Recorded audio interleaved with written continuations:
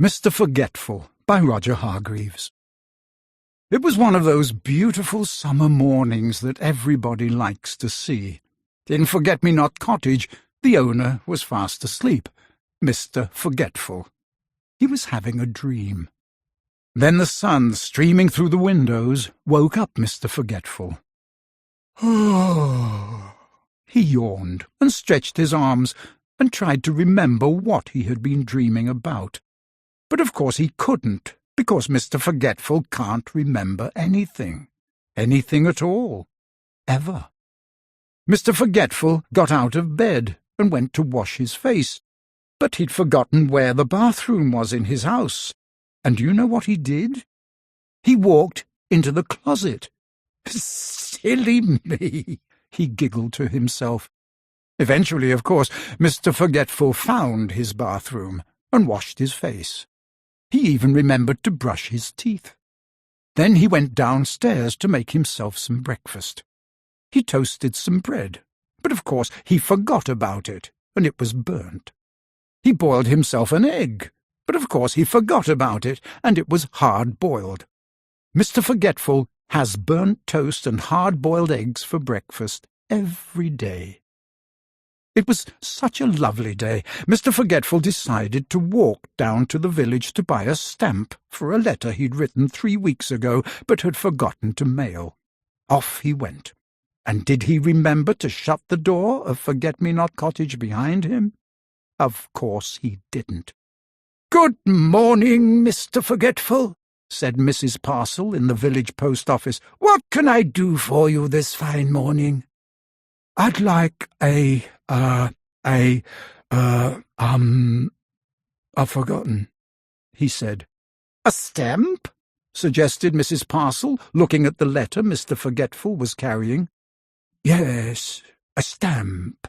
That's what it was. I was trying to remember, not to forget," said Mr. Forgetful. Mrs. Parcel smiled.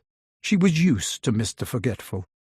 Mr. Forgetful had some more shopping to do, but could he remember what it was he was supposed to remember not to forget to shop for? Of course he couldn't. So he decided to go home. On his way he met the village policeman going the other way. "Morning, Mr. Forgetful," said the policeman. "Will you give Farmer Fields a message for me on your way home, please?" Farmer Fields had a farm not very far from Forget-me-not Cottage. "Tell him there's a sheep loose in the lane," said the policeman.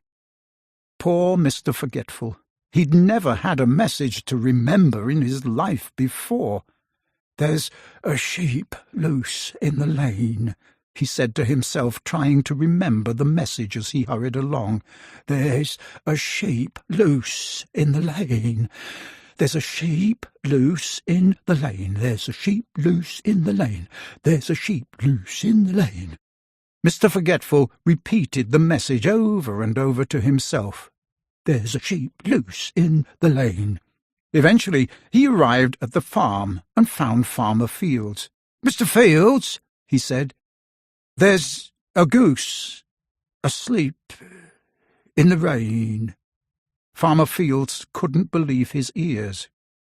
"There's a goose asleep in the rain?" repeated Farmer Fields slowly. "But I don't have any geese, and anyway, it isn't raining. Are you sure that was the message?"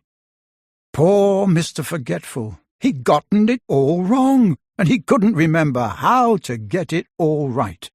He simply couldn't remember at all. So off he went home. Poor Mr. Forgetful. Mr. Forgetful walked away from Farmer Fields' farm, feeling very sorry for himself.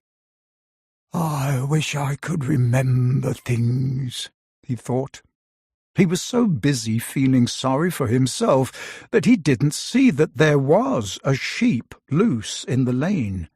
He bumped into it and fell over. "Bother," said Mr. Forgetful. "Meh," said the sheep. "How silly, letting a sheep loose in the lane," thought Mr. Forgetful.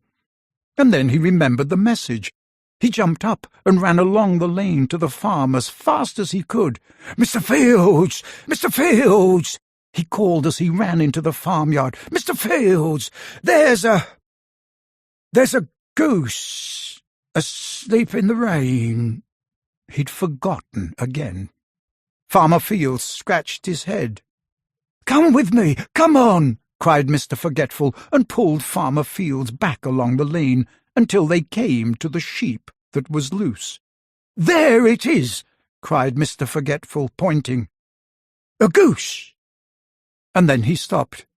"Oh, dear," he said, "that's not a goose, is it? That's a sheep."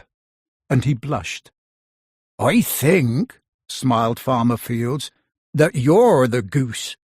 And he chuckled, and Mr. Forgetful giggled, and Farmer Fields laughed, and even the sheep started to laugh. It was so funny.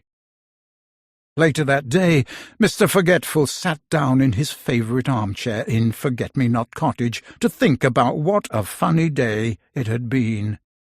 But do you know something? He tried and tried, but try as he would, he simply couldn't remember anything that had happened. Oh, Mr. Forgetful!